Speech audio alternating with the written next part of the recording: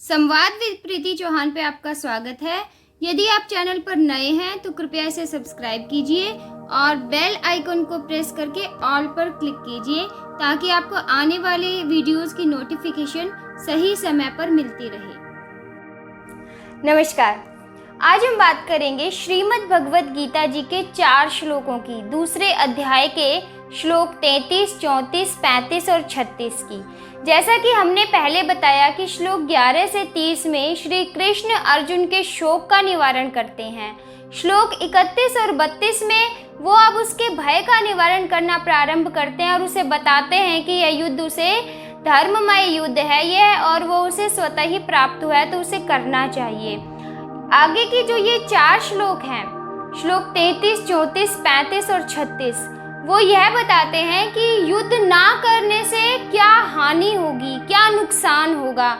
तो इन श्लोकों में वर्णन है चत्वमिमं धमर्यं संग्रामं न करिष्यसि ततः स्वधर्मं कीर्तिं च हित्वा पापं वाप्स्यसि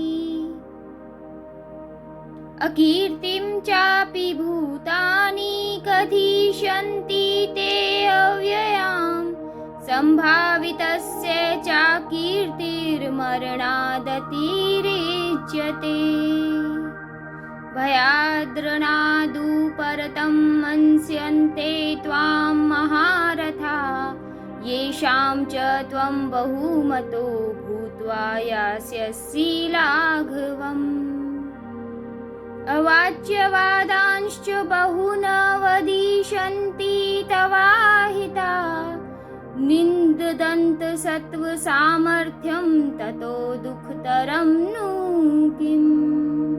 जैसे आपने देखा, श्लोक 33 का अर्थ है श्री कृष्ण अर्जुन से कह रहे हैं कि यदि अब तू ये जो धर्ममय युद्ध है इससे अगर तू अलग होता है, इस युद्ध से तू विमुख होता है, इस युद्ध का त्याग करता है तो तू अपने धर्म और कीर्ति का त्याग करके पाप को प्राप्त होगा। 34 श्लोक में श्री कृष्ण कहते हैं कि यदि तू ऐसा करेगा पाप को प्राप्त होगा तो साधारण मनुष्य, सर्वसाधारण ये संसार पूरा यह तेरी इस अपकीर्ति, तेरे अपयश का कथन करेगा, निंदा करेगा। और जो महान पुरुष होते हैं, महापुरुष होते हैं, उनके लिए यह अपयश, यह निंदा मृत्यु से भी अधिक दुखदाई होती है अपकीर्ति। और 35वें श्लोक में श्री कृष्ण कहते हैं कि अगर तू युद्ध से हटेगा तो जो महारथी हैं, महान योद्धा हैं, वो तुझे युद्ध में भय के कारण विमुख हुआ मानेंगे और जिनके धारणा में तू बहुमान्य है, ऊंचे पद पर है, उनकी धारणा में तू लघुता को प्राप्त होगा, तू तुच्छ हो जाएगा।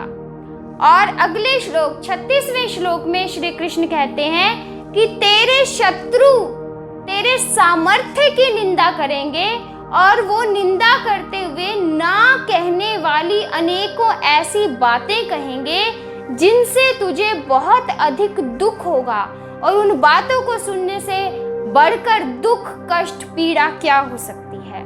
तो इस तरह से इन 4 श्लोकों में श्री कृष्ण अर्जुन को बता रहे हैं कि युद्ध ना करने से क्या क्या हानि होंगी। वो कहते हैं कि युद्ध करना तेरा क्षत्रिय धर्म है और यह युद्ध तुझे धर्ममय है, प्राप्त हुआ है कर्तव्य के रूप में, जो धर्ममय युद्ध है, इससे तो तू विमुख हो ही नहीं सकता। युद्ध करना तुझे अवश्य है और अगर तू इस धर्म से हटता है, विमुख होता है, तो तू अपनी कीर्ति, अपने धर्म का त्याग करने के कारण पाप का भागीदार बनेगा।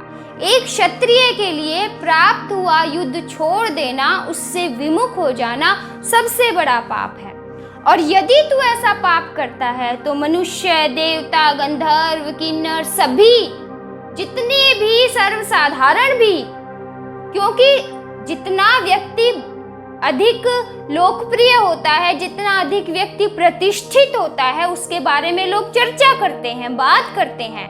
तो जिसकी जितनी कीर्ति होती है, यदि वो कोई गलत कार्य करे तो उसकी अपकीर्ति भी उतनी ही अधिक होती है और उतने ही अधिक समय तक रहने वाली होती है। मृत्यु से भी बढ़कर दुखदाई होती है, क्योंकि मृत्यु हो जाने के बाद तो शरीर मर गया, आपका कोई कसूर नहीं, आपकी कोई गलती नहीं, मर गया शरीर, ठीक है, लोग भूल जाते हैं। परंतु जो आपने अपकीर्ति की है, जो अधर्म किया है अपना कर्तव्य पालन ना करके, वो आपके मरने के बाद भी रहता है और लोग उसकी चर्चा करते हैं, लोग उसकी निंदा करते हैं। तो जो जितनी तुम्हारी कीर्ति है उससे अधिक तुम्हारी अपकीर्ति होगी, उससे अधिक तुम्हारा अपयश होगा, और चिरकाल तक लोग उस अपयश की चर्चा करेंगे, उसकी कथन करेंगे, उसकी निंदा करेंगे, जो मृत्यु से भी बढ़कर तुम्हारे लिए दुखदाई होगा।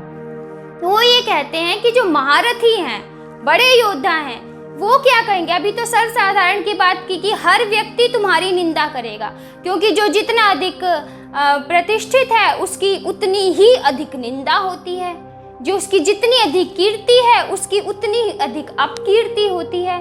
तो अब वो महारथी महायोद्धाओं के बारे में बात करते हैं कि जो महायोद्धा महारथी हैं वो क्या कहेंगे। वो ये कहेंगे कि देखो, अर्जुन युद्ध में डर कर भाग गया, युद्ध के भय के कारण वो विमुख हो गया, क्योंकि ऐसा तो है नहीं कि युद्ध तुमने किए नहीं, सब जानते हैं तुमने इतने युद्ध किए, तुमने देवताओं, गंधर्वों, राक्षसों, बड़े बड़े योद्धाओं को हराया है। यदि तुम वास्तव में ही युद्ध से विमुख होना चाहते तो तुम कहीं पहले ही वन में चले जाते, सन्यासी बन जाते और युद्ध को छोड़ देते और माला का जाप करते, इस तरह का जीवन व्यतीत करते। पर अभी तक तो तुम ऐसा करते नहीं आए, अभी तक तो तुमने बहुत सारे युद्ध लड़े हैं, ये तो सबको पता है। अब वो ये कहेंगे कि आज वो बड़े बड़े महारथियों को देखकर देखो कितना बड़ा धुरंधर अर्जुन बनता था, इन महारथियों को अपने सामने खड़ा देखकर मरने के भय से युद्ध से विमुख हो गया। इतनी निंदा करेंगे वो तुम्हारी। और जो तुम्हारे बड़े हैं, जिनकी धारणा में तुम बहुत बड़े हो, तुम्हारा बहुत ऊंचा स्थान है, जैसे पितामह भीष्म हैं, द्रोणाचार्य हैं, कृपाचार्य हैं, सब तुम्हें इतना बड़ा योद्धा मानते हैं, वो उनकी नजरों में भी तुम बिल्कुल तुच्छ हो जाओगे, लघुता को प्राप्त करोगे। क्या ये तुम्हारे लिए सही है? और अगले 36वें श्लोक में वो ये कहते हैं कि और तुम्हारे शत्रुओं की बात सुनो। ये जो तुम्हारे शत्रु हैं, दुर्योधन है, दुशासन है, कर्ण है, सब ये भी तुम्हें मानते योद्धा हैं, लेकिन ये तुम्हारे लिए ऐसी ऐसी बातें कहेंगे, ऐसी ऐसी निंदा करेंगे, जो ना कहने वाली बातें हैं वो भी कहेंगे, तुम्हारे सामर्थ्य पर प्रश्न चिन्ह लगाएंगे, और तब तुम क्या करोगे वो तुम्हारे लिए इतना अधिक पीड़ादायक होगा। युद्ध से तो तुम विमुख हो ही नहीं सकते, क्योंकि ये तो तुम्हारे रग रग में बसा हुआ है। तो यदि तुम उनके उकसावे में आकर युद्ध करोगे तो उससे अधिक पीड़ादायक और भी कुछ नहीं होगा कि देखो पहले तो युद्ध से हट रहा था, हमने 4 बातें सुनाई तो ये युद्ध करने लग गया। तो सोचो, इन चारों श्लोकों में श्री कृष्ण अर्जुन को चेता रहे हैं कि यदि तुम युद्ध नहीं करोगे तो तुम्हारी कितनी बड़ी हानि है, तुम पाप के भी भागीदार बनोगे, तुम अपयश के, अपकीर्ति के भी भागीदार बनोगे, और जिन महान पुरुषों की नजरों में तुम एक ऊंचे स्थान पर हो, बहुमान्य हो उनकी धारणा में, वहां तुम लघुता को प्राप्त होगे और तुम्हारे सभी शत्रु तुम्हारे सामर्थ्य का तिरस्कार करेंगे। एक योद्धा को यह शोभा नहीं देता। तुम क्षत्रिय हो, क्षत्रिय धर्म का पालन करो, और एक क्षत्रिय कभी भी धर्ममय युद्ध से विमुख नहीं हो सकता, हो ही नहीं सकता। यही उसका धर्म है, यही उसका कर्तव्य है। और आगे के श्लोकों में श्री कृष्ण अर्जुन से क्या कहते हैं वो हम आपसे आगे मिलकर बात करेंगे। तब तक के लिए जय श्री कृष्ण।